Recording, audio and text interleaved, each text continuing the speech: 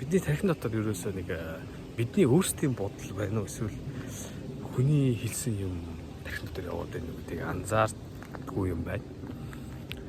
Тэгээд яг ажил дээр ч гэсэндээ ингээл тэр хүн тэгж хэлсэн шүү дээ. Энэ хүн ингэж хэлсэн шүү дээ. Захирал тэгж хэлсэн шүү дээ. Тэхгүй болохгүй байна гэдэг ч юм уу.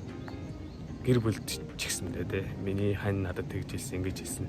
Тэр хүн намайг ингэж хэлсэн гэдэг ч юм уу. Ерөөсөө бид өөрсдөө ер нь матчтай юм шүү. Бидний тархин дотор ерөөсөө хүний хэлсэн бодлууд эсвэл ном дээр бичсэн бодлууд гэдэг ч юм уу.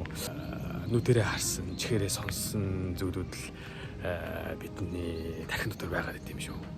Яг тэгээд бид яг өөрсдийнхөө бодол ер нь юу боддгийг бид нар ер нь анзаарч үздэггүй явсараа хүнтэй суугаалчдаг ч юм уу. Эсвэл нийгмийн одоо энэ нийгэм шиг гэдэг ч юм уу. Яг бид яг өөрсдийнхөө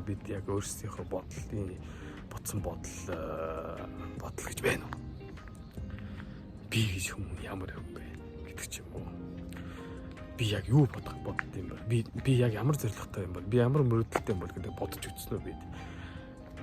Тэрийг нэг жоохон анхаарал нэг үзүүл яадаг юм бол гэж надад л их сонирхолтой санагдаж байна.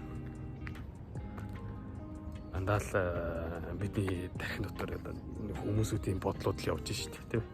Тэгээ би тэгвэл юу бодд юм бол яг өөртөө нэг цаг гаргаад өглөө босоод нэг салхинд гараад дайгаал талхаад нэг өөрөөсөө нэг асуугаад үзээрэй. За амжилт хүсье.